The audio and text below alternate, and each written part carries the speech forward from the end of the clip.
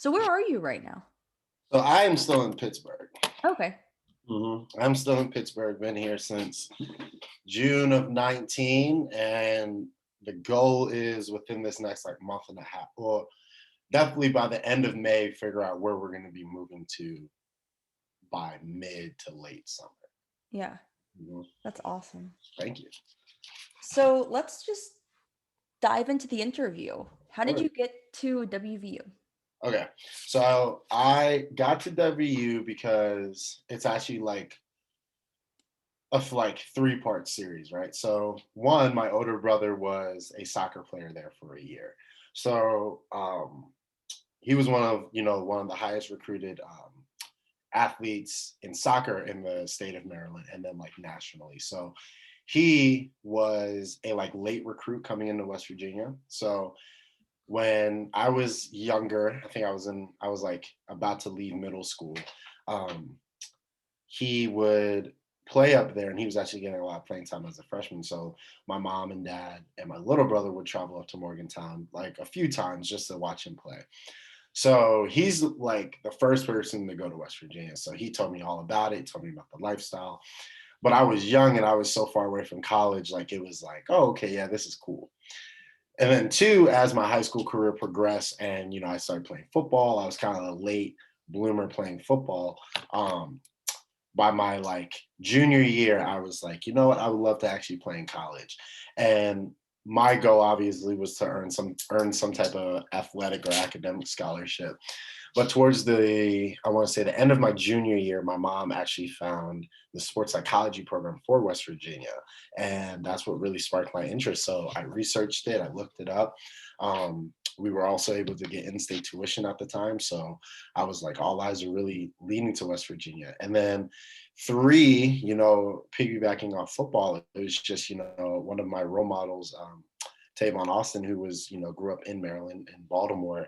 I got to watch him live in high school several times. So for me, that was like my chip on the shoulder to be like the next big star from Maryland to go to West Virginia. So I applied, I got accepted, and I started my West Virginia career in August of 2014. So then you get to the sports psych program, and was there a moment or a certain class or a professor that made you think, I really am in the right place? Yeah. Let's see. So my freshman year, all those years ago, because it's just been forever ago, I would We're definitely so have to old. say, yeah, no, right?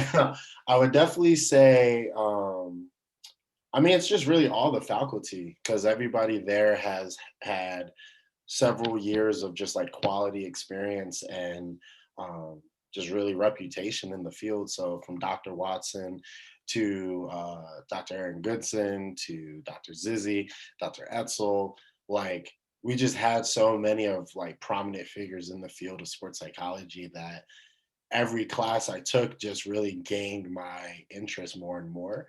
And then, especially as a freshman, I was just coming in, I was like, I have to understand how college works. So for me, I was just big on being respectful in class, being on time to class, putting in great effort, and just really building the foundation for what was a successful, career 4 years later. And then let's talk about football specifically. So you get to WVU, and how does the opportunity to walk onto the team happen? Right. So the first time, they just did, their little social media posts about walk-on trials. So, it was just an evening workout at the indoor practice facility. So for me, knowing that I knew that there was a walk-on opportunity available, during high school, I got with my trainer, Troy Jones at the time of TZ Sports, and he was, my sports trainer. So I told him my goals. I was like, yeah, I know I'm kind of late to the party from a football playing perspective, but I was like, this is where I got into school. I wasn't heavily recruited out of school, so I was just like, I'm just taking my shot and see what happens. So my freshman year in August, I would like to say it was like the end of August because I think we moved in like mid August. So probably like the end of August, they had walk on tryouts, and I just took the PRT from my freshman dorm in Arnold, and I took the PRT with another friend of mine, Dante. And we went to the facility. We went to work out. It was about 30 plus guys at the time, all wanting to walk on for that 2014 season. And I walked on. I felt like I did well, but unfortunately, I just didn't make the team at that time. So um, as the 2014 season went on, I just, stayed in contact with coaches. I stayed in contact with players, and I prepared myself because I knew that they had off-season walk-on tryouts as well. So those were, the beginning of that following spring semester. So, throughout that time, I was just really focusing on school, making sure I had good grades to transition on, when I was going to make the team, because I just had that much belief in myself.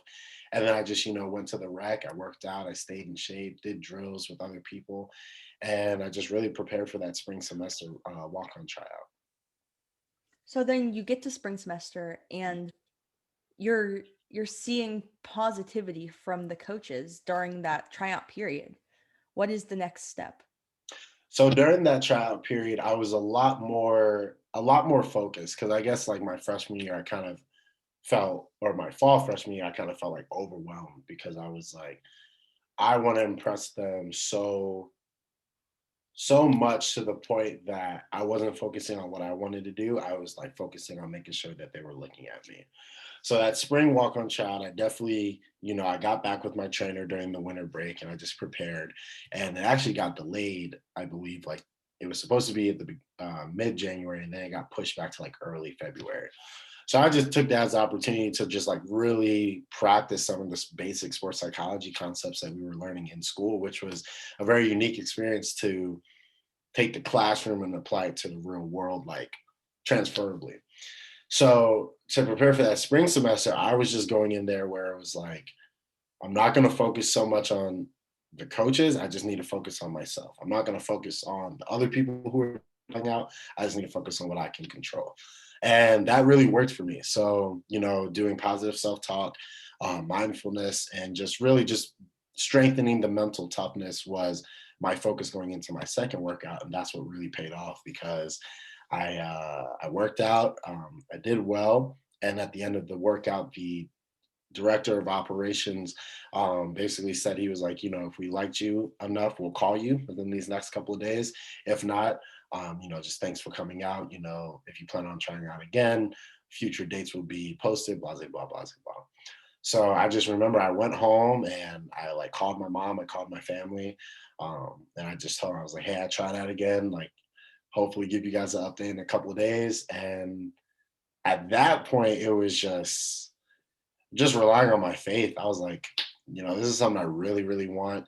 And, I just prayed that night, and I went to sleep. And if I'm not mistaken, it was either the day after or only a couple of days after. And I'll never forget this story too. I had a 8 a.m. class. I think it was like a theater 101 class, an intro theater class. I get there, it's like 7:55. I get there, and I'm on Evansdale, and the screen, we were supposed to like watch a movie or something.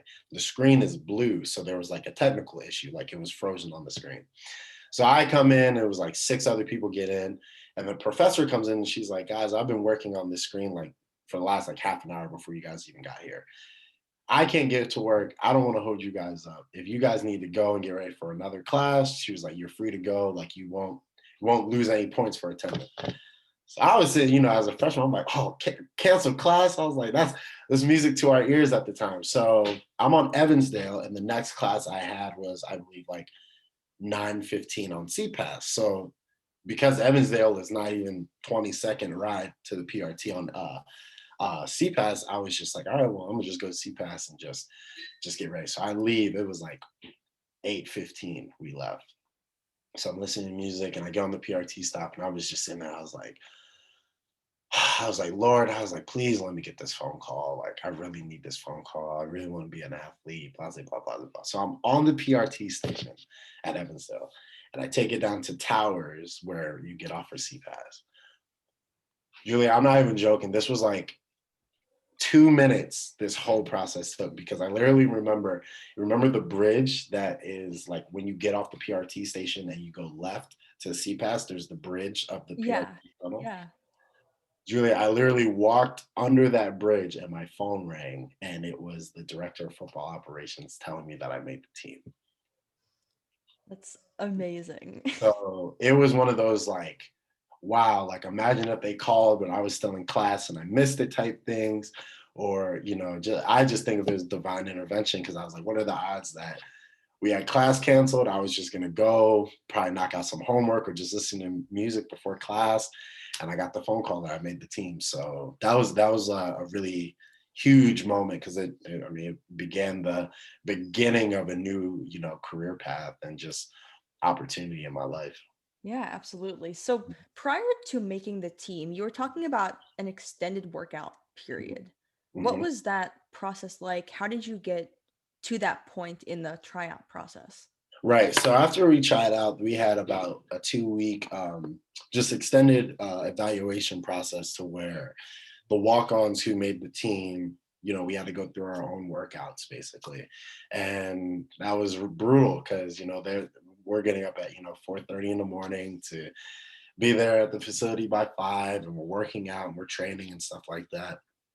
And it's really the make or break week, right? Because the kids who either showed up late or had a bad attitude or stuff like that, it was the testing period. So me understanding that going into it, I really just had to change my mindset where it's like, this is no longer just okay, I'm gonna show up and try out. This is, I have to prove myself. So it was about me, almost 10 other walk-ons that made it that year. um, and yeah, I mean, it was just brutal, just early morning workouts consistently for about 2 weeks. And if you made it, you officially like were on the team, and you started like spring practice and spring ball and stuff like that. So for me, it was just really relying on the faith I had to get there. And then now it was just the mental resilience and the physical resilience to really just show show them why I deserve to be on this team, if that makes sense. Yeah, it does. So what do you think is the most misunderstood part about being a student athlete that if you aren't in that atmosphere, and especially at a D1 institution, if you Right. aren't in that atmosphere, what you just simply do not understand about the environment?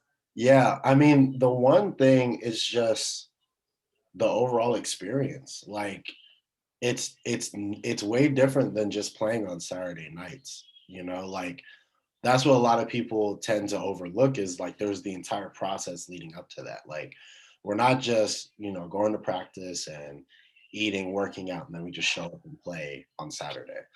The student athlete lifestyle in general, whether D1, D2, D3, you have, your 5 a.m. workouts, you have all your classes that you have to maintain. You have to excel in those classes to maintain your eligibility to even be on the team.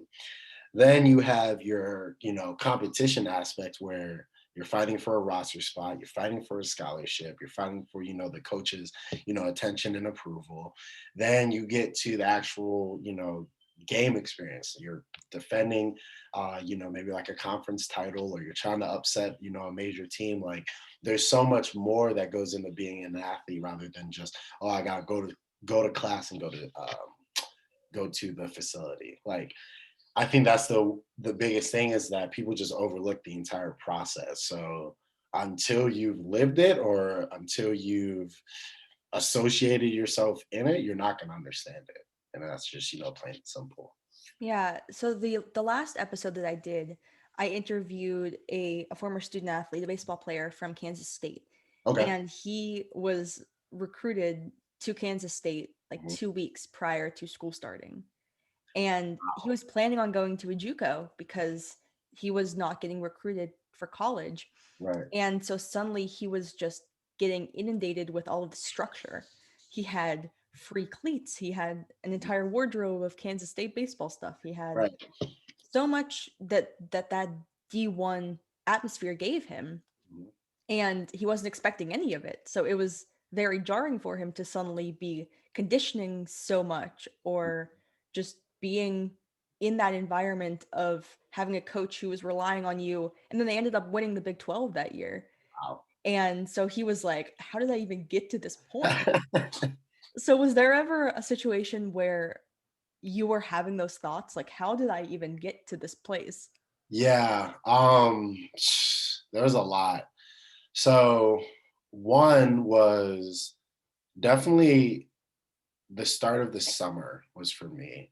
So, spring ball happens and we're doing well. And I'll actually talk about my experience in the spring game, but the summer was huge for me because like I had a set of goals that I set to where I knew I had to accomplish them and get myself mentally and physically ready for training camp and like the season in August. So for me, it was very, very like heartwarming where at the end of the summer we did like summer workout awards, and I actually won an award. It was like the most consistent like mountaineer award or something like that, because I was one of the few teammates who never missed an entire workout over a 3 month period. And when I stood up and we were in the team meeting room, and the lead strength coach called my name, and I got like a free shirt, I got free gear. And, I had my teammates clapping for me. It was one of those moments where it was like I'm starting to put my name on the map, and the hard work and the sacrifices I had to do like was paying off in the long run. So for me, that was one of those situations where I was just fortunate to where I knew what I wanted to do. I knew how I needed to do it. I just had to execute it. The biggest game changer for me was probably leading up to the spring game, because I got moved. So I tried out and walked on as a wide receiver, made it, and, I was practicing. And then came spring ball, I got moved to cornerback, and I don't usually play defense. But we had a couple of guys injured at the time. So the coach was like, do you mind switching so that we can have extra body? I was like, yeah, I'm sure, no problem. Wanted to prove my versatility and just commitment to the team. So I remember, the spring games on where it was like a televised event. So I was on TV for the first time. My mom came down to visit, and it was just a big deal. So for me, it was like, this is my first live action experience at the Division 1 level. Like, we're no longer just practicing, we're no longer in the weight room. And this was the year of 2015 where I'm pretty sure everybody who touched the field on offense and defense had at least 3+ years of starting experience or playing experience. So we're playing against all veteran guys, and here I am, this young wide-eyed freshman at the time. So I remember, the game goes on, and I get put into one of the series towards the end of the game. And I remember that I get put in and I'm running the defense, and like so much is running through my head. I was like lined up against the receiver, defensive coach is calling out the audibles, teammates are communicating. It was just a lot going on. And about 3 plays into the series, the wide receiver ran like a post route. The quarterback threw it, but he threw it like kind of behind him. So I was right there behind him, perfect timing, and I got the ball and I got an interception. Julie, I'm not gonna lie, it was one of those situations where like I fell on the ground. We got points on the board for defense because if you get a turnover, you add points to defense. And when I got up, like I just exploded like with excitement. I was like, I made it. I was like, I'm gonna be a starter. I was like, I deserve to be here. I was like, Tavon would be so proud of me and stuff like that. Just so much happened at once.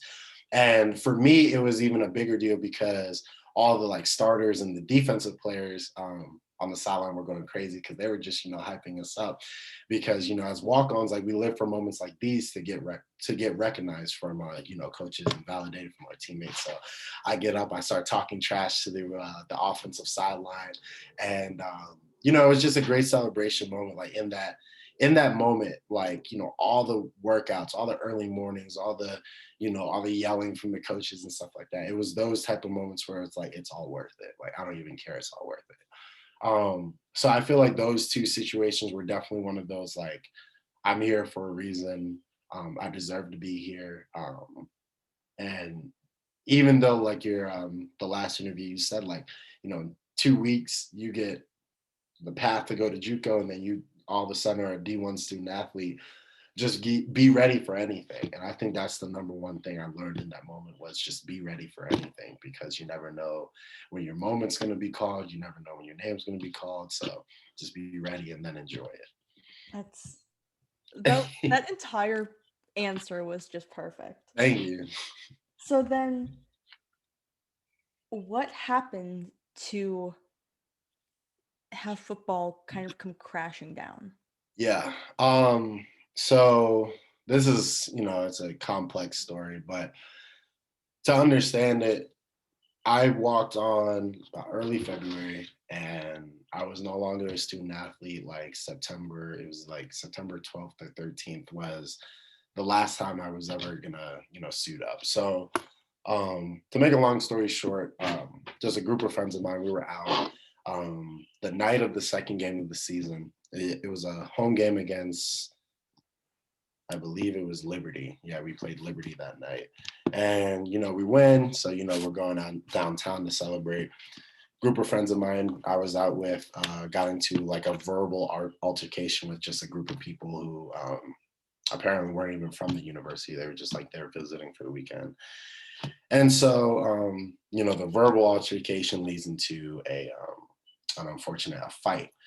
And so, as they were fighting, so I stayed out of it because I was just like, this isn't worth it. I was like, I don't want to be put in a position of just like losing everything I just worked for. Um, but I stayed out of it, and then just unfortunately, one of the people that they were fighting had like a pocket knife, apparently like hidden in his fist. So as he was actually fighting, he was stabbing people, and unfortunately, he stabbed three friends that I was with, and two were my roommates and teammates, and then the other friend was a very close friend of mine.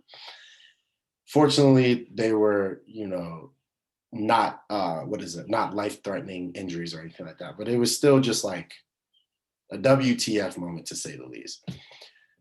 So that was, late Saturday evening. They go to the hospital, they get stitched up, they made a recovery. That following Sunday, I had a meeting with the strength and conditioning coach. He came to find me, told me to find my position coach at the time. And I was eating lunch with my one friend who was stabbed. We were eating lunch and we were getting ready to do our workout. He was about to go to the medical treatment team. And we leave after the coach talks to us, and we find the running back coach at the time. So we talked to him and he was like, you need to go clean out your locker. And I was like, okay. I was like, okay, so they know about the situation. So I told him like face to face, I was like, all right, coach, well, like whatever happens or whatever conversations you're gonna have, I just want you to know, like, I didn't do anything. I'm just letting you know, point blank, period.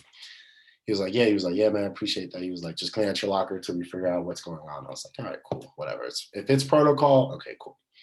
So I go downstairs and there's an equipment manager in front of my locker, like cleaning it out.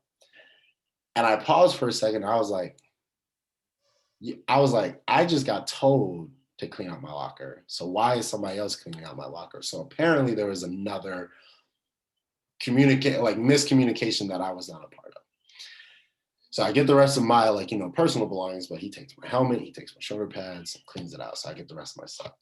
And I go upstairs and the director of football operations comes and finds me. And he was like, Manswell, let me talk to you. And he goes up and he goes, he was like, yeah, unfortunately, we're gonna have to dismiss you from the team.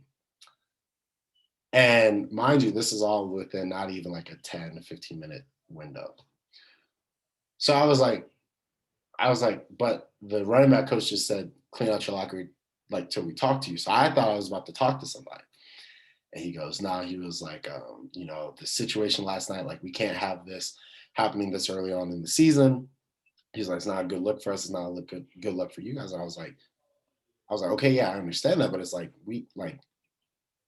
they were fighting to defend themselves. Like, of course, like yes, the fight obviously shouldn't have happened, but I was like, they're the victim. So that night, it was about I believe 8 of us. There was about 7 walk-ons and then 1 scholarship player. And he kicked all of us off. We all got kicked off who were in the fight. But for me, it was like because I didn't do anything, I was like, I'm not really sure how to handle this because it was like he told me the director of operations was like, yeah, it's a top violation of team rules. You can't be out here doing all that. But I was like, how can I violate a rule if I didn't even do an action like of whatever the rule was? So if it was like, if the team rule was like no fighting downtown, I was like, I didn't fight. I was there, but like half the other team was. Like we were all out. It was a celebration. But you know, it was one of those situations where unfortunately, yeah, I got kicked off the team, and that was when I was really like distraught. I was just like my entire, you know, world really just crashed within 15 minutes, literally less than 24 hours. And that was just a life altering event for me. So that event was really like what opened my eyes to like the world of mental health, right? Because obviously I knew of like stress, anxiety, depression, stuff like that. But up to that point, me personally, like I was 18 at the time. That was my first like major mental health moment where for almost a year and a half after that, getting kicked off the team, I was going through depression and anxiety, like very, very badly. So that was how, you know, my career ended. Like it wasn't an injury. I didn't say like, oh, you know what, this is too much and I quit. I didn't have to like, you know, retire. It was just one of those wrong place, wrong time, wrong situation events. And that's just how it was. Wow.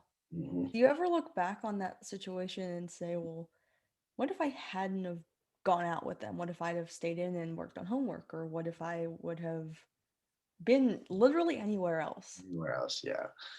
For me, that's all I thought about. Like that's where like the like anxiety came from because I was just constantly in like, what if?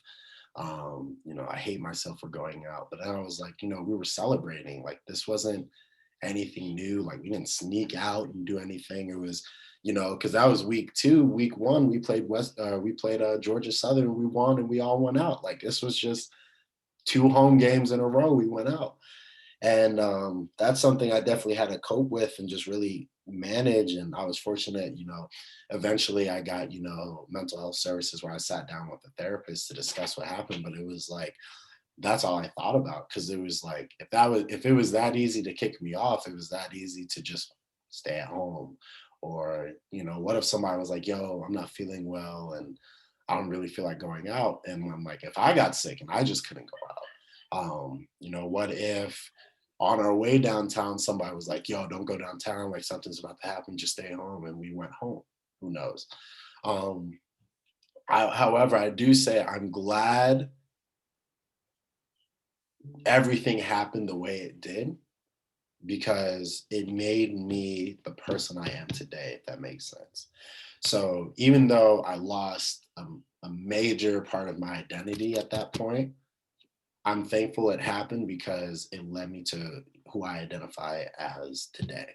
So yes, of course, like it would have been interesting to see like what could have happened if it didn't happen, but I am glad that it did happen.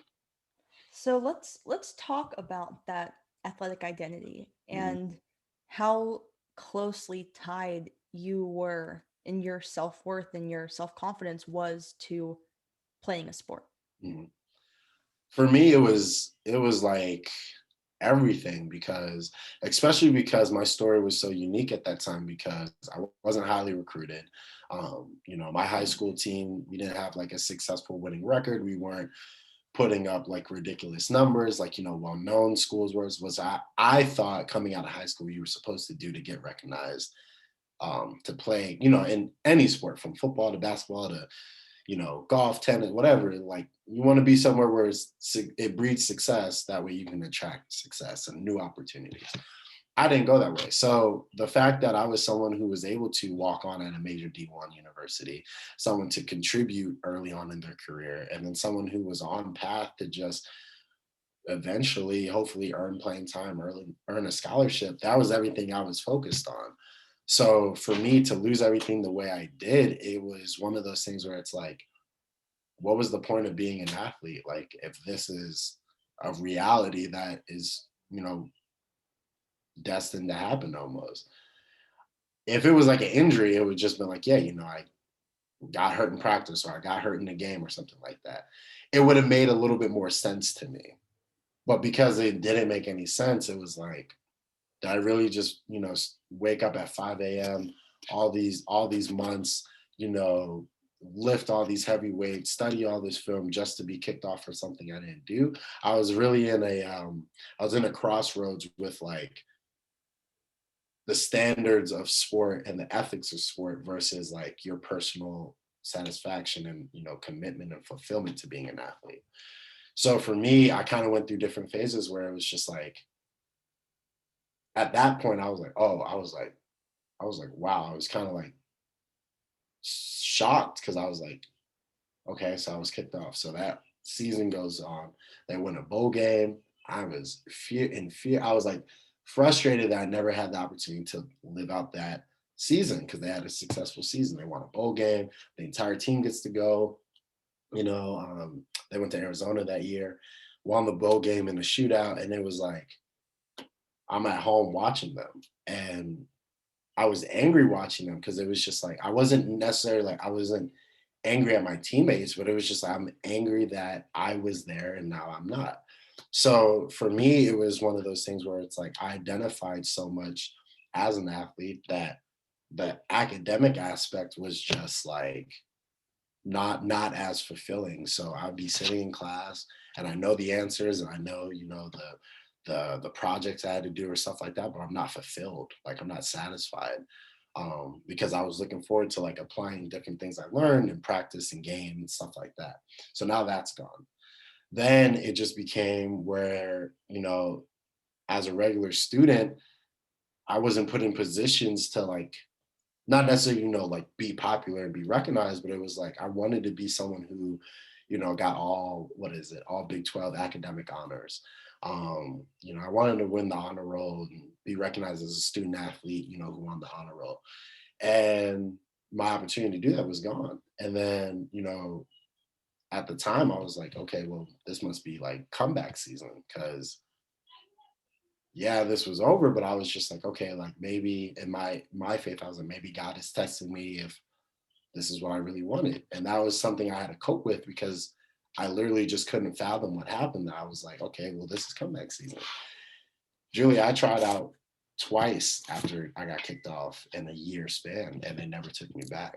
So for me, it was one of those things where it was like I had to accept that my athletic career was over, plain and simple. So now it's now that that's out the way, what are you gonna do?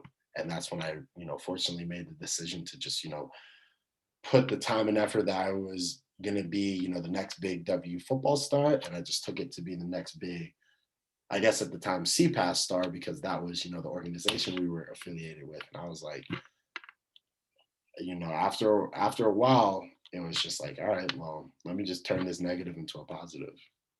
And so you dove into your sports psych studies. Mhm. Did you find yourself in those situations, in those case studies that you were learning about? I mean, did Yeah, you see yourself represented absolutely. in those struggles? Yeah, I mean, when you're learning about, you know, psychological interventions and different strategies that, you know, is used in terminology in sports psychology, it's hard not to live it, especially being an athlete at the university. It was just like, oh, mental toughness. I was like, oh yeah, I remember when I was, you know, I had to work out and I was competing against people like Carl Joseph and KJ Dillon and Terrell Chestnut and stuff like that. I was like, I was there. And then there's, you know, stuff you learn like goal setting. I remember I set the goal, what was it? Set the goal not to miss a workout, set the goal to, you know, earn playing time, stay in the rotation and stuff like that. So for me, it was one of those things where it was rewarding, but it was just very, very traumatizing because it was just like, I did all of this. So I'm not saying like, you know, I was an expert, but I was like, this is what I did for, you know, these last almost 9.5 months.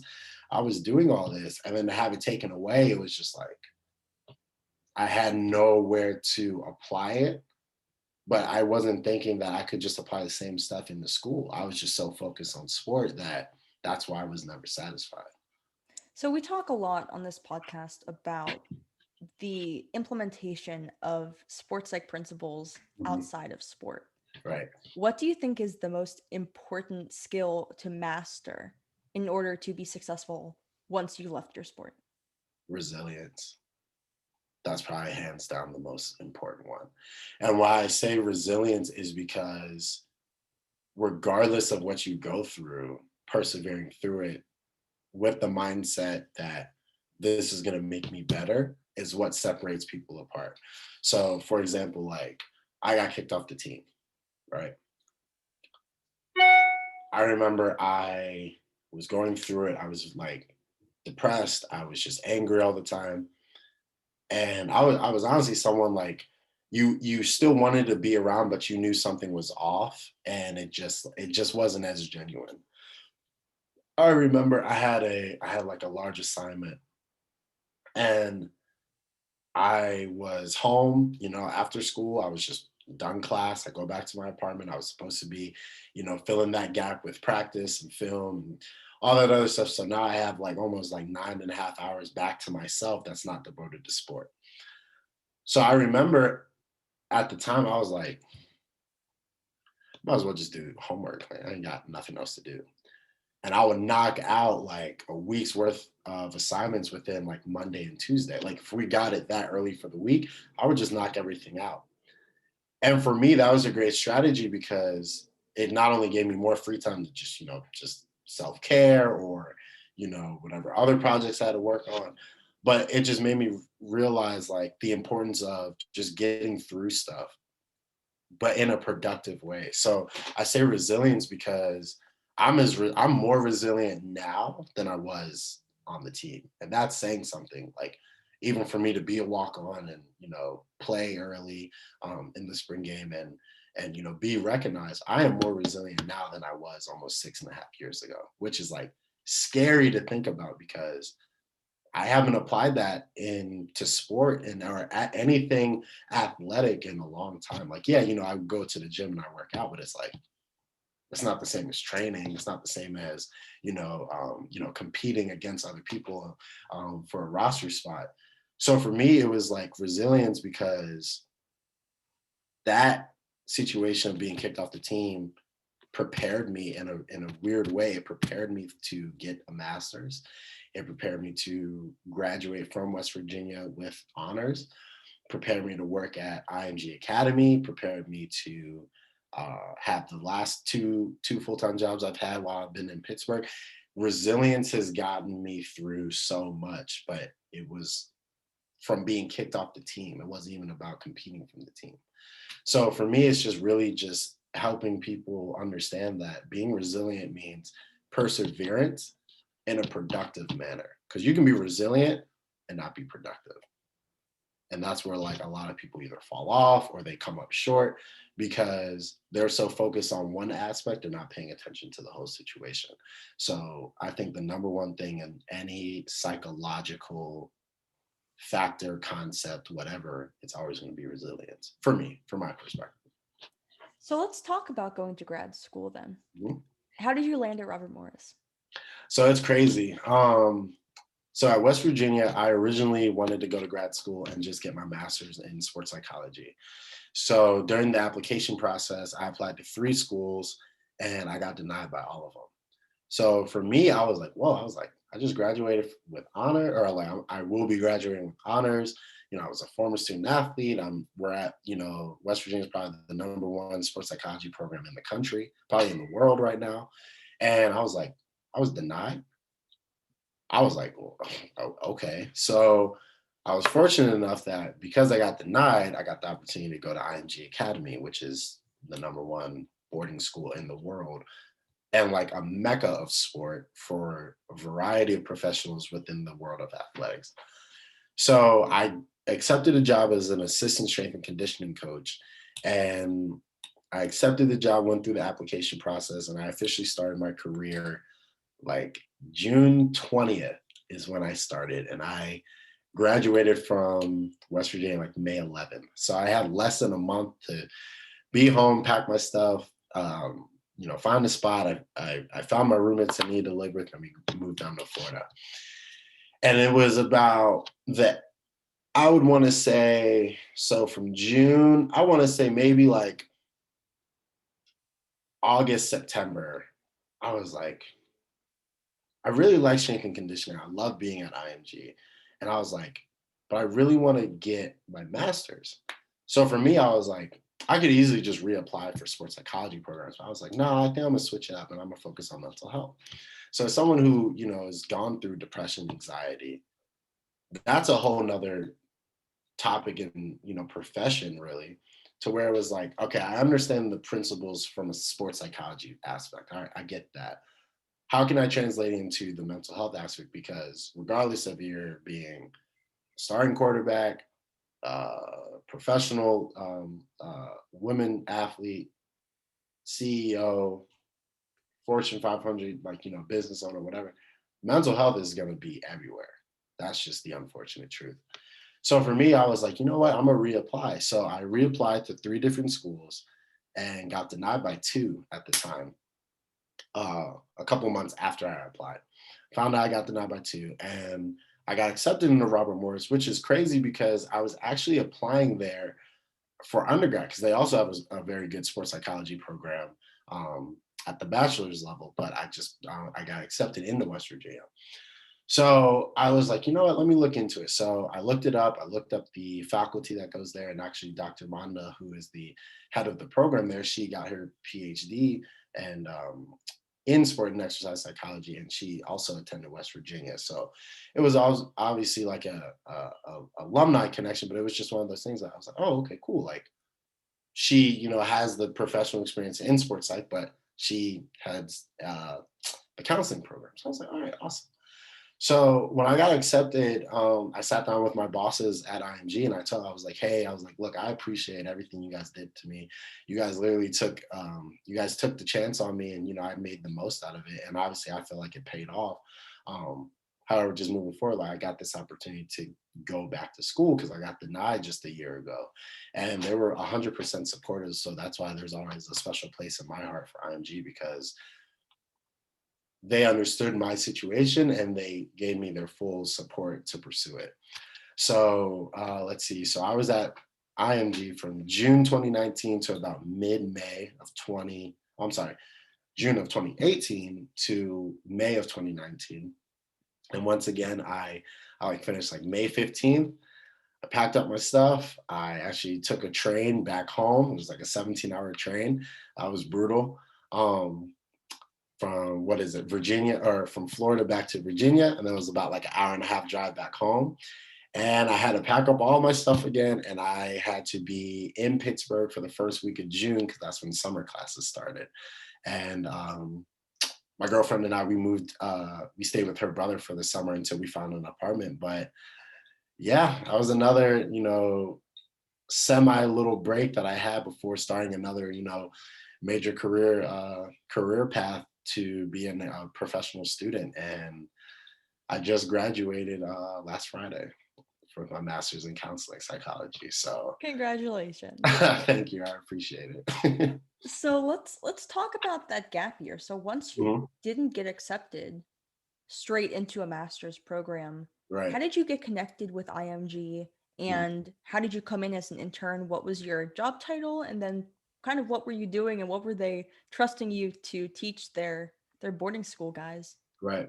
So it was actually very interesting because a dear friend of mine, Lindsay, she came in one day and we were in the advising office at West Virginia, and she had a flyer, and I believe she printed it out, and it was IMG Academy summer mental conditioning, like job description and like application information. And I was like, what is that?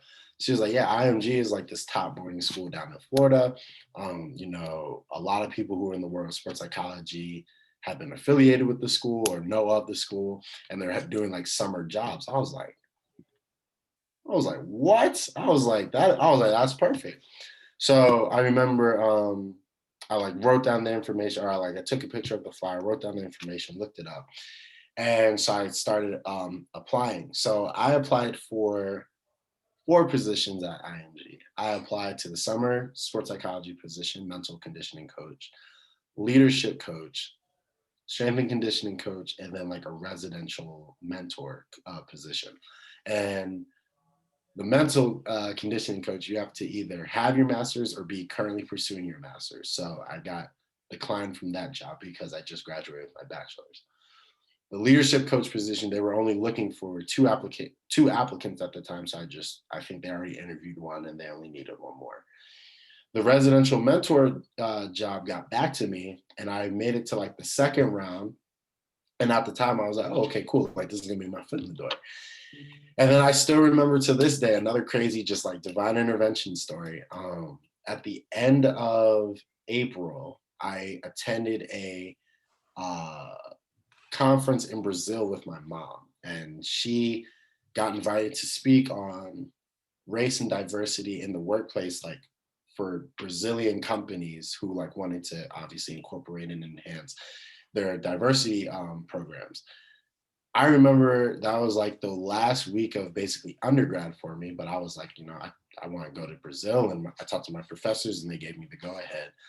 And for me, I just remember being on that trip that I haven't heard back from IMG at the time. So I was like, I'm about to graduate like less than 3 weeks. I was like, what? I was like, what is next? What is the next step for me? And I just remember at that time, I was just talking to my mom on the train. I was like, I don't know why. I'm gonna get a job at IMG. She was like, all right, good. She was like, keep focusing, keep, speaking positive. And I remember I get back to West Virginia. I literally had to take my last final like of my undergrad career at West Virginia that I got to make up because I was out in Brazil. I literally took it, Julia. I took the test. I gave it to Dr. Etzel. I said, thank you so much for everything you've done. Thank you for, all the help, all the, what is it, letters of recommendation you made, the classes, everything like that. And, you know how Dr. Etzel is, cracking jokes and just full of support. I turned in my final. I was on the third floor of the CPAS building. I go downstairs to the second floor. I think I was going to like get a drink or get food or something. And I got the call that the IMG strength and conditioning staff wanted to inform me that they were accepting my application. And I was just over the moon. I was like, wow, I just literally had to turn in one final test and I got the job. So once again, it's just a credit to just like having faith, but putting in the work to make sure like your body of work can be recognized. Like, this is someone who we want. So with my background in sports psychology, I was like, this is a perfect opportunity for me to incorporate sports psychology to strength and conditioning because it's still physical development. And obviously there's going to be a mental development. So that was my mindset. So going into IMG, I was just like, I just need to learn the world of strength and conditioning. And, for IMG to take a chance on someone who like, I didn't get my bachelor's in what is it, kinesiology or, strength and conditioning or athletic coaching even. It was just the fact that when I did my interviews, I was like, I'm big on sports psychology. Athletes need to learn, core fundamental skills that they can apply into training, performance, practice, and then obviously, recovery. Where it was like, I'm excited for the challenge to do something I don't have a lot of experience in. And after the summer, they extended me. And I was promoted to like assistant strength and conditioning coach for IMG for the fall semester. After fall semester, they extended me again to the spring. And that's really when I started to, work my way into, gaining more and more of their trust because they were able to put me as basically the lead strength and conditioning coach for a majority of the summer camps that came through IMG. So I'm working with kids on a weekly basis from international and domestic areas of the globe, really. And I was working with football players, basketball players, soccer players, tennis players, baseball players. Good Lord, anything with the ball at that point. Your basic major sport. And I just had a blast. And one of the biggest things was like working with the tennis department because like that's the main sport IMG was really founded on. And to be a culture changer, like as a coach, to work with the tennis department and tennis camp, it just felt good to have your hard work validated and recognized to where the coaches loved me, the kids loved me, and I loved them. And I just made a positive name for myself. So IMG was such an important gap year for me because obviously, yes, it was my first foot in the door. And yes, I was making money as a recent grad, but I understood the benefit of professional development, which made me even a stronger applicant for when I applied for grad school. So then what did the tennis department say to you? I mean, what was the feedback from the student athletes or from your superiors? Mhm. So at the time, it was really interesting because like I know nothing about tennis, and for me to be the main coach, like to help with their programs and especially for camp, like they pride themselves on getting some of the top tennis athletes around the world or in the country to come to IMG, and they usually start by coming to camps. For me, I just wanted to make it as fun as possible because obviously it's for the kids, but it's, it's for me too. Like I gotta have fun with something that I know nothing about. So, I made it competitive. I made it something where people are willing to work hard, even though they're already good. I think that was one of the biggest things. So, you might have like one of the top, you know, 13, 14-year-old tennis players who are internationally known, but it was just the simple fact it was like they wanted to get better as opposed to just like, oh, I already know how to do all this stuff. I know what I need to do. I don't need a coach to tell me what to do. They were willing to put in the work. And then just the staff. I mean, the staff knew way more than me. So I learned from them, implemented how they coached and created my own coaching strategy. And it was just something that I was able to create a foundational blueprint that led me to success, to be extended twice? Yeah, to be extended twice to the point where it's like the tennis department and the tennis coaches were like every week, like, Mykal, thank you. Um, Not a lot of coaches like, who start out in tennis are like this productive with it because not a lot of people know about tennis. So, they can't put in effort if they don't know much about it.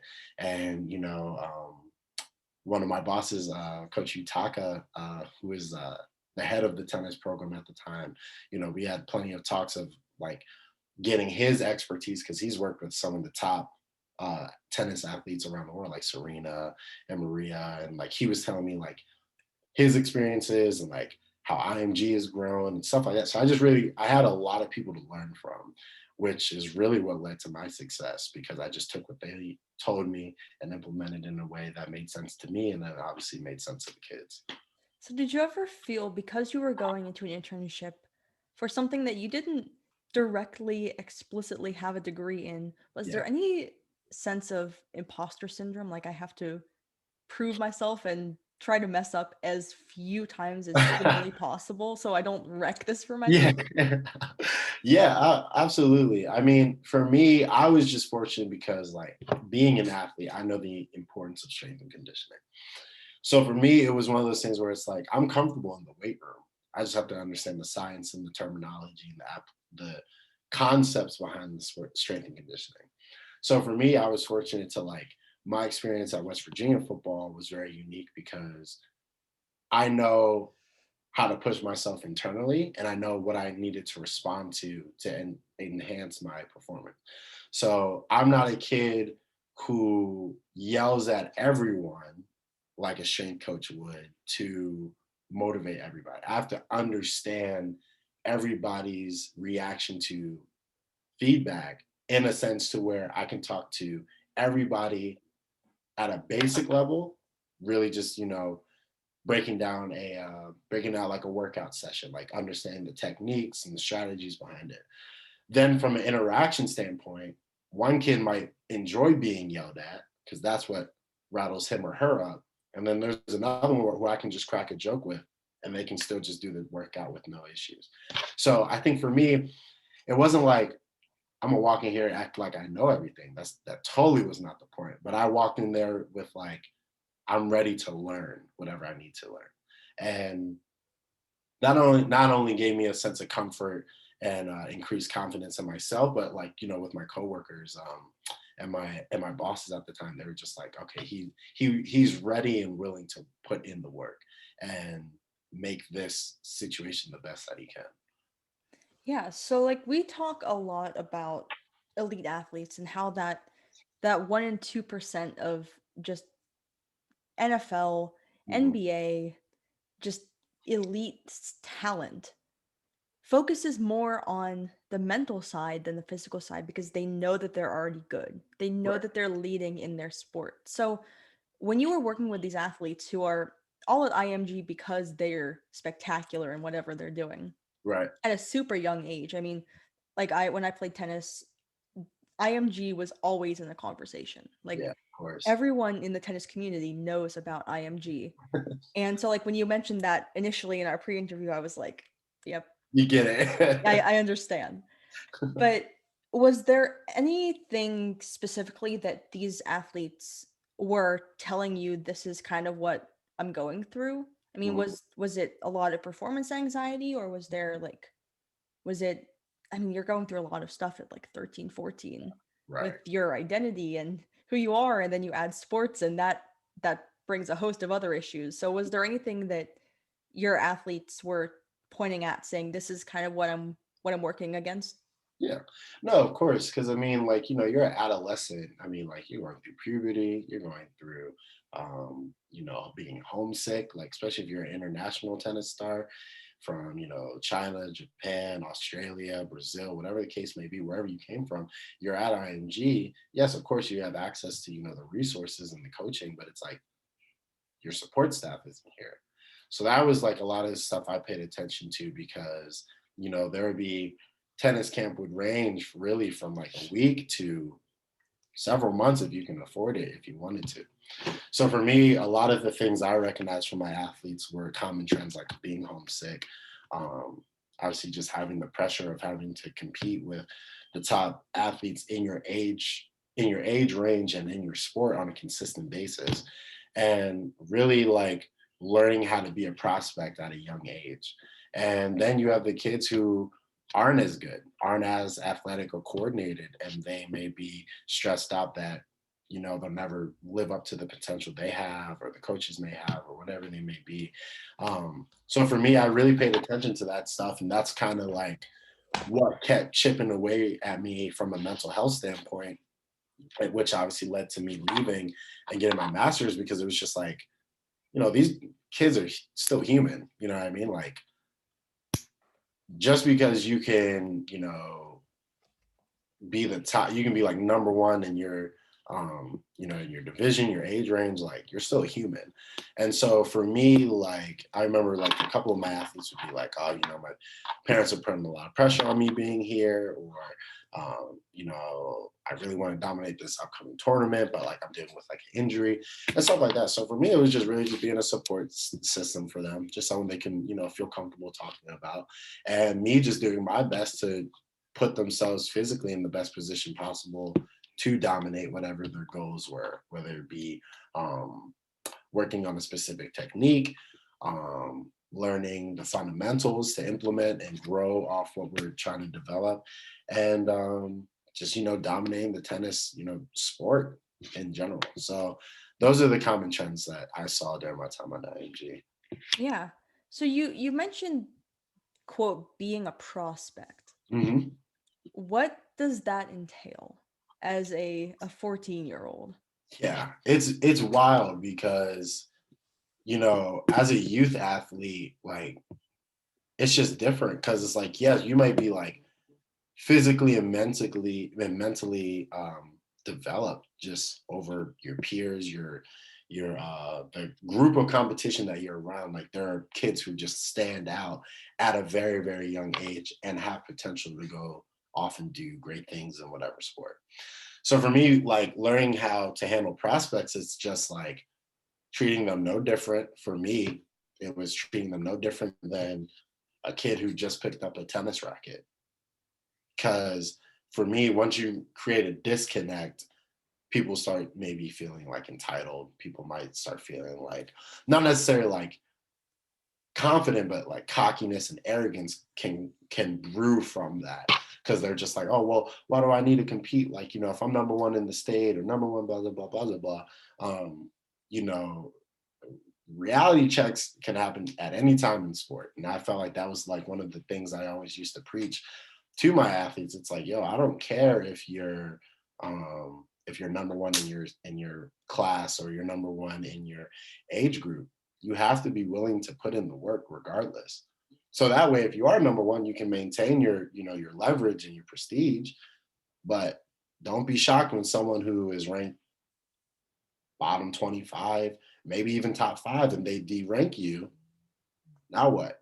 And I felt like that was a great like teaching and coaching aspect that I really enjoyed, was like putting people in the perspective that you can be great and still want to work. And like you said, that's how the top elite athletes across all professional sports, have maintained their dominance for years, and some athletes even decades, because no matter how good they are, no matter how many championships they won, they still consistently put in the work. Yeah. And I think that the fact that you were taught to kind of not reinforce the hierarchy Right. is really important, and especially at that young age, because they're identifying as the jersey that they're wearing a lot of the time. And that's the way that they're viewing their self-worth and their friendships that they're attempting to make, and Mhm. their place in the world and what they want to accomplish is tied so tightly to their ability to play, even at Right. such a young age. And you weren't even particularly working with a sport that peaked early. Like, for example, gymnastics, which is peaking at like 14, is a Right. totally different conversation. Mhm. And so, like, how do you tell a 14-year-old who is leading Right. in their entire, like, blowing everyone else out of the water that Mhm. stay humble? Like, how do you tell a 14-year-old that, who is setting personal records and school records and national records? Like, tone it down. For me, it was just one of those things where it's like, don't lose sight of the human experience, because it's very easy for people to just, like, that's why athletes are such a very unique population among the human population. People outside of the realm treat them with, a lot of respect. A lot of stuff is like, borderline like creepy. Like, it's like, all right, like, calm down. I know you're excited, but like, calm down. And it's one of those things where athletes can perceive and, process that information as, well, this is how people should always treat me. And it's like, no, that's not the case. Or it's one of those things where athletes are so destined to be great, they're willing to put off and sacrifice other outside things, like just socializing with their family, socializing with their friends, just growing up in general, being a kid. Understanding that, teaching a 14-year-old, it's like, dog, whoever you are, never lose sight of never lose sight of, obviously, the goal of what you want to accomplish in profession. Like, I'll never tell a kid, like, you shouldn't be focusing on the Olympics right now. I'm like, yo, if that's what you want to do, that's what you want to do. But on the journey to that, do things that make you happy. Being in the gym, the only place you go is home in the gym, home and gym, home and gym. That's what leads to burnout. That's what leads to early retirement. That's what leads to injuries and stuff like that. So putting into perspective, like, going to the movies is okay. Like, you can go to the movies after you work out, cool, whatever. But incorporating just basic stuff like that, because a lot of kids will then come back stressed out. Oh, I didn't get the time I needed. I didn't get the rank I needed. I didn't get whatever they needed. And you see a lot of kids putting a lot of pressure on themselves at such a young age, that it creates that performance anxiety. It creates those, issues like with emotional regulation or stuff like that. And it's just one of those things where you're 14. You're not grown. You're not an adult yet. So don't stress like one. And just really emphasizing, like, be a kid. Be a kid. And I feel like once they do that and they're able to incorporate different things that make them happy, the journey is a lot more manageable. It's not as stressful. And stuff like that. Like, for me, like, I'm a kid. Like, this is my AirPod case. This is the Infinity Gauntlet Yeah. Marvel. I'm 24. I still have superhero stuff all around my room and stuff like that, because it's something that keeps me grounded, like you said, keeps me humble. But it's just one of those things where it's like, I still got a master's. I still got, a lot of professional development. I've traveled the country. I've done presentations. I've um, worked at IMG for a year. Like, I've done a lot. And even still, I never lose sight of, my self-care, my mental health, my happiness. I never jeopardized it just to be great, if that makes sense. So just telling the kids, like, you don't need to jeopardize your life to be great. You don't have to. So, how well of a job do you think that IMG does in that regard, because athletes are going there specifically to Mhm. compete? Yeah, no, of course, and I think that's what makes IMG so unique is because like they prepare you along the entire journey. Like you're not just going to show up to IMG and a week later go and be great. Like it's not like it's a process. So they emphasize like, yes, you come here, you put in the work, you do what you're told that's going to put you on the right path, and yes, you can experience a large amounts of success, which is always the goal, especially in athletics. But they also do a great job just emphasizing and providing those resources where it's like you don't have to do this by yourself. You don't have to put a lot of pressure on yourself. You want to put positive pressure on yourself. Like if we came in here to win a championship, obviously you want to have that championship mindset, but then just also having those opportunities to rely on, social interaction. Like it's still a high school, or also like a little mixed in with middle school, but like it's a boarding school. Like teacher or interact with your professors or your teachers.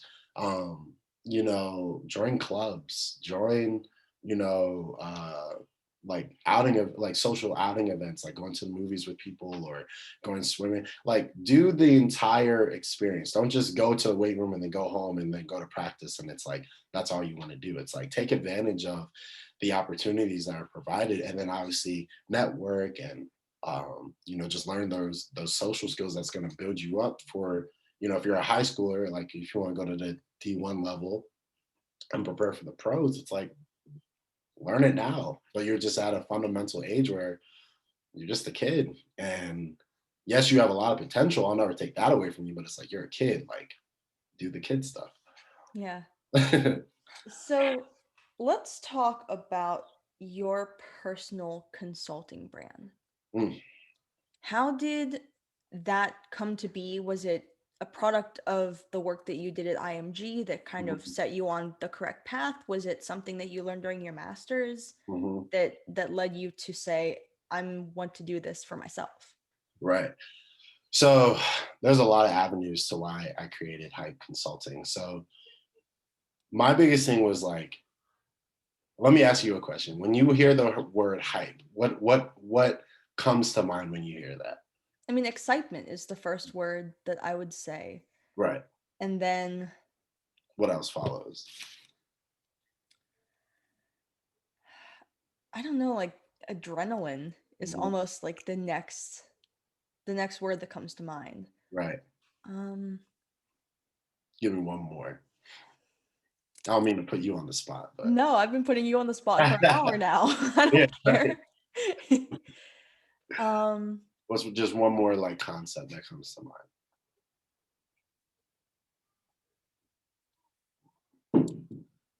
I mean, I said excitement, I said Mhm, adrenaline.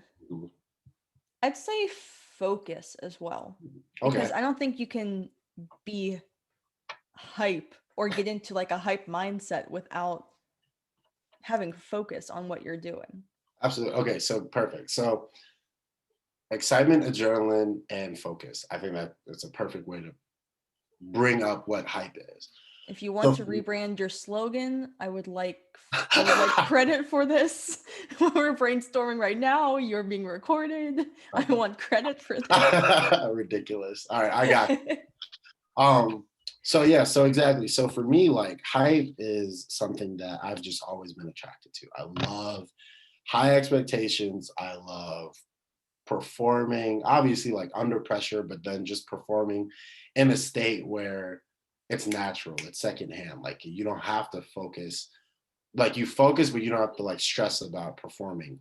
And so when I made hype, it was just one of those things where the life coaching and consulting aspect came from my mom because she was a life coach when I was younger. So I got to see her interact and like she used to tell me like she'll help people, set goals for themselves, change their mindset on like different things that they may be going through. So I was introduced to it at a young age. And then as a young kid, I always enjoyed doing things that had a lot of potential to like pay off in the long run. So for me, like my first introduction to hype was like playing sports. And it's, the competition aspect, the training aspect, the marketing aspect. Like, you know, we have two top teams going back and forth, and you know, you have star players versus star players. You know, coaching debuts or you know, established coaches. I just love the hype, right? So then when I got to West Virginia and I experienced it for the first time, like I'll never forget the first night game in Morgantown. I was like entranced. I was like, I don't even know what's going on, but I need to be in this environment all the time. So then it was just one of those things where I was like, as someone who has accomplished a lot in such a short period of time, you know, because it's been a couple of years, but it hasn't been too long. I always enjoy not only hyping myself up, which is like positive self-talk, goal setting, and stuff like that from what we learned from sports psychology.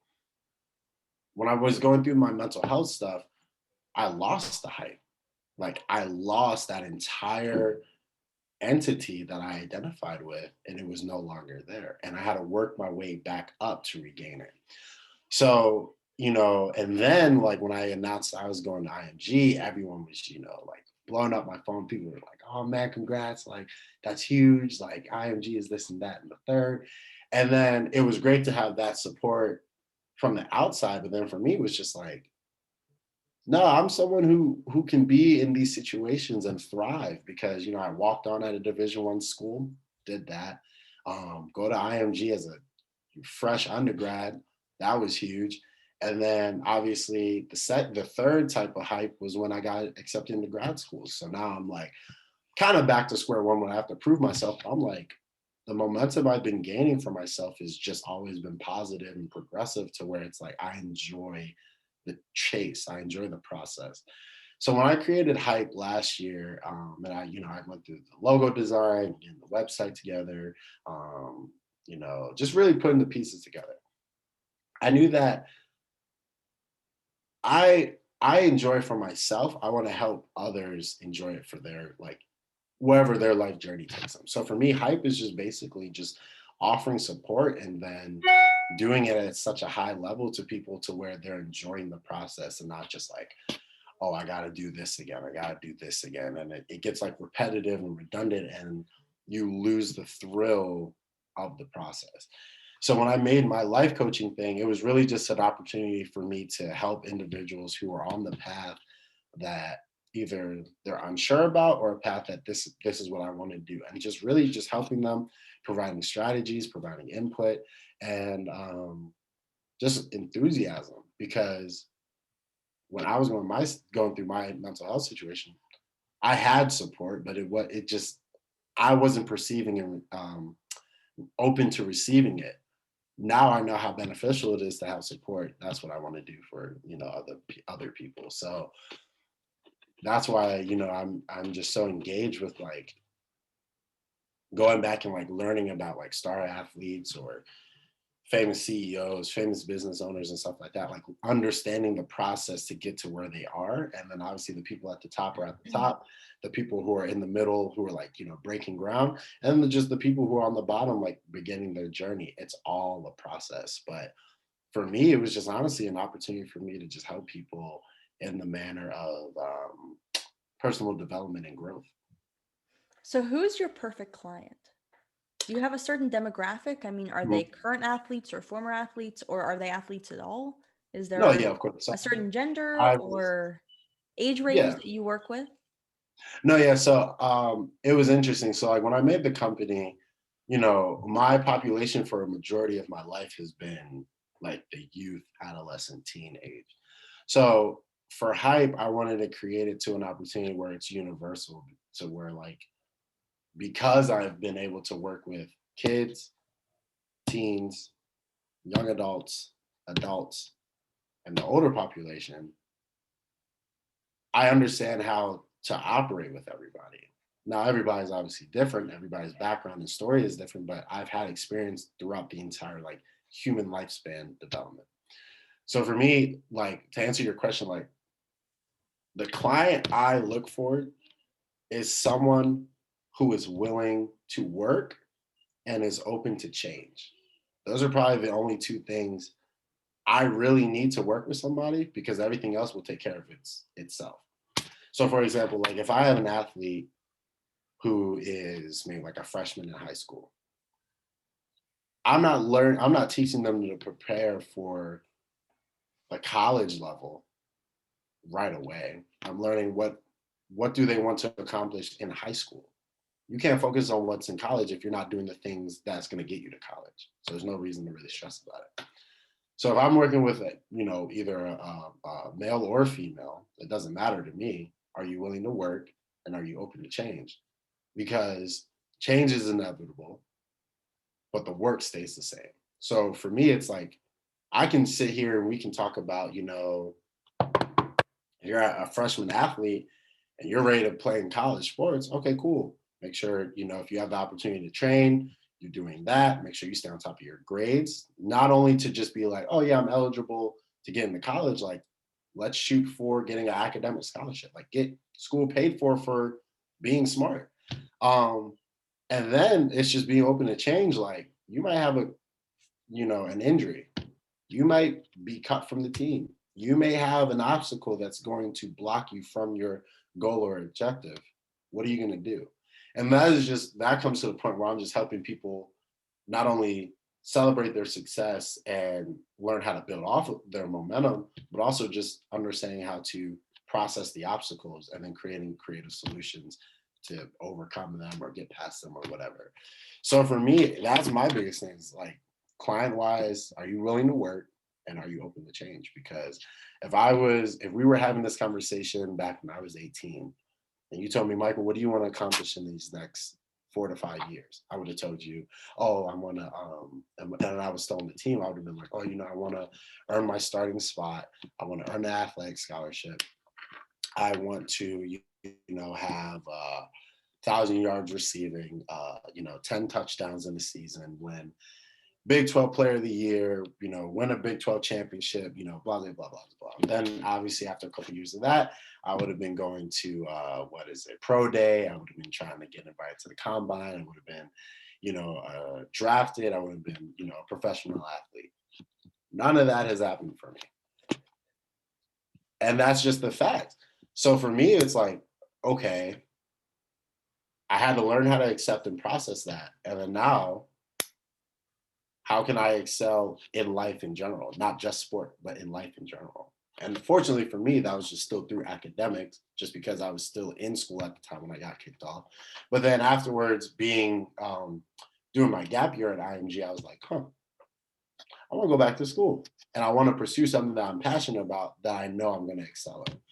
And so now, graduating with my master's in counseling psychology, it's like, I'm so excited to get back into the quote unquote workforce because I had to make a couple career adjustments while I was in school, especially due to the pandemic and stuff like that.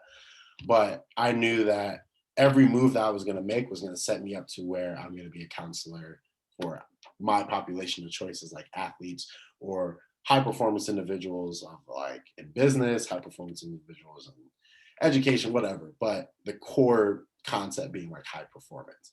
So for me, it was just like my journey is not what I thought it would be, but I'm thankful that I'm here and now I'm just making the most of what I need to do to prepare for what I want. So how do you work through adversity? Mhm. The And trick, is there a certain path that makes it easier? mhm, that varies from person to person. So people respond to adversity differently due to their, personal experiences with adversity and their willingness to perceive adversity from what I've realized. The way I look at adversity is I look at it immediately as an opportunity for growth.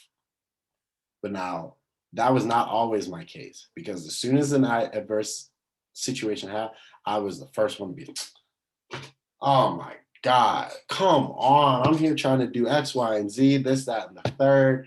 Um, like, like for me, I was like, God, why would you do this to me? I'm trying to do all this other stuff, and now you're gonna throw an obstacle my way.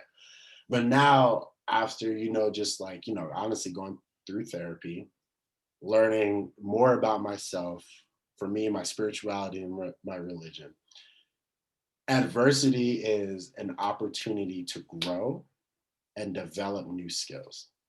So that way, when you look at it, it's not as intimidating because you're looking at it as a challenge as opposed to a roadblock or a setback.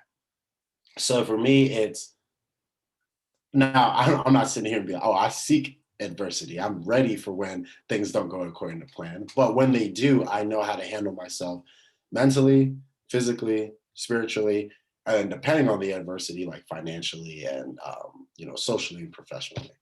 So for me, I just look at it as a way to grow.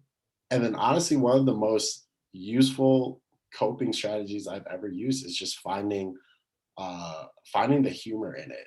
Now, depending on the situation, like if it's like super, super severe, I'm not gonna crack jokes. But if it's something where it's like a minor setback, I'll like crack a joke. So like I'm able to relieve the tension that like normally would be like, oh my God, this is MF, da da da da da da. And it's now productive energy that I can channel to whatever the adverse situation is.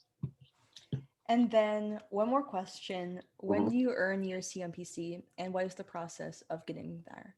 Yeah, so my goal is so this month I believe they released their new, what is it, CMPC like study guide handbook. I plan on taking the CMPC exam sometime next month once I get the study guide. And then hopefully, yeah, the goal is to be CMP certified by let's say like end of June, early July, just depending on how long the process takes.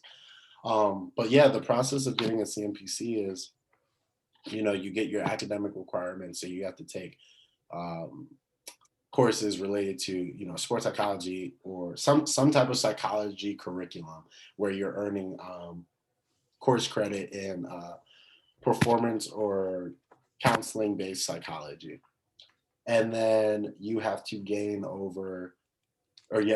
400 hours of applied experience, and 50 of those hours you need to have a mentor who is supervising you, and like half of those hours has to deal with like direct clientele, so like working with specifically athletes, coaches, whatever the case, like the world of performance, directly, and then like half of it is like indirectly, so like researching and um, stuff like that. So for me, that's where I'm at right now. I am accrued. I'm pretty sure I accrued all my hours I need. I just graduated, so I have the academic experience. And then, the pandemic made it very difficult, but I think I was able to overcome it to where I have the hours. And then now you study for the exam, you take the exam, and then you fill out a application form and you send it to HQ, if I'm not mistaken. I have to double check the guidelines with it, and then it takes about several weeks for them to process your application, and then once you've been accepted, you earn your CMPC. And for those who don't know, it's your certified mental performance consultant certification. And so I'm going to be finishing and starting that here soon. And then my goal now is just to get a counseling position with athletes to where I'm earning my 3,000 hour licensed professional counseling certification, which is going to take a couple of years. But I plan on starting that process by the summer. That's amazing. So is there anything else that you think that we missed covering or that you wanted to talk about, anything that you wanted to plug? I mean, I can put links to your website or your services in the show notes of this episode once it airs. Is there Awesome. anything else that you wanted to add before we conclude? No, I guess the biggest thing I really wanted to emphasize is the importance of mental health, just because given we're still living in the pandemic, we're a year and a half into it. It has definitely like changed the world. Like literally, it has changed and impacted the world due to just how severe it is. So for me, it's just really emphasizing the message to whoever sees it, and then also to you. And like as you continue with the podcast, like one, I'm proud of you, right? So like we knew that, and then two, it's just like really emphasizing like it's important to do things that make you happy. And I know that this podcast, you guys are Yeah.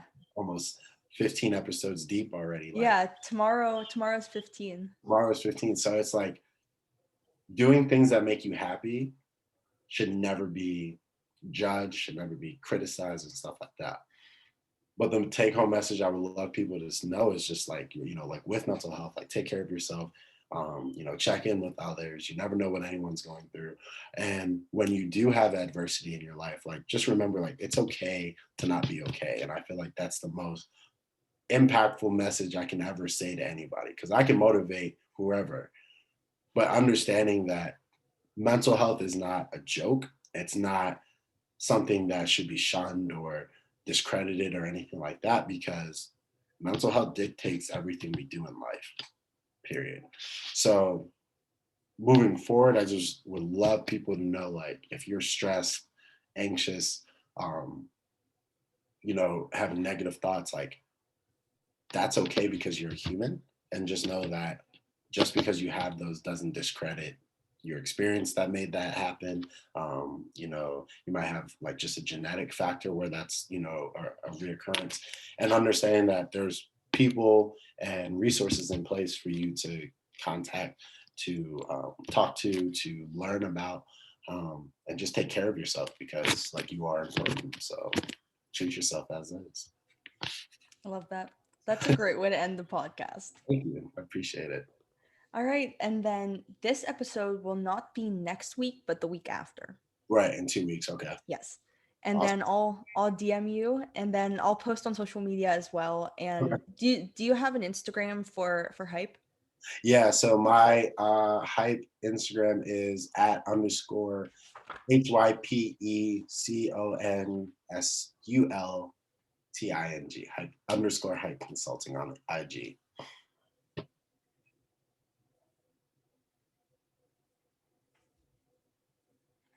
All right. And could you also send me a picture that I can use for the social media, so I Yeah. don't have to like creep on your Instagram and find one if there's a headshot that you Yeah, use for like professional purposes? got you. No, that's no problem. Awesome. And then that's going to conclude it. We're going to end right at 5. Awesome. So thank you so much for sitting down with me, spending some time talking about what happened and Mhm, how you took control of it. absolutely. Thank you for the opportunity and the platform. I'm so honored to be a part of the podcast. But like Julia, like we've been talking about this since Yes. W, like when we were in undergrad. It's like I'm not surprised this is what you're doing, but I'm just honored that I was someone that I guess you've never had before, and Yeah. just able to talk. We Yeah. have to talk. I mean, So like I like kind of mixing the podcast guests up with elite athletes and then coaches and then sports psychologists, because that is who I'm talking to. right. So and every elite athlete that I've talked to, I've gotten a lot from baseball just because that's where a lot of my contacts are, and then soccer because that's what I'm passionate about. That's what I played for so long, and then a lot of hockey that I've just through connections that I've made through the podcast have Right, cultivated. And then you and Joe from WVU, and you right. guys have brought in this really unique perspective that I haven't had from anyone else, and I'm really excited to put together this episode. Thank you. I'm excited. I can't wait to see what it looks like. I know it's gonna uh, impact a lot of people. So once again, just thank you for giving me the opportunity. Thank you for working toward the place in your life where you can share your expertise, Thank you. I appreciate because just from talking to you right now, it has not been easy. it. No, it's not. But that's the most important thing I like to take away for people. It's just like you can go through a lot, but on the other side of it, like perseverance and resilience in a productive manner can take you to places you never really envisioned yourself in, but you'll be glad you're there. All right, I can't take you like spitting out more facts. We have to end this now. Let's end it. But All thank right. you. Have a great rest of your day. Thank you. You too. Bye.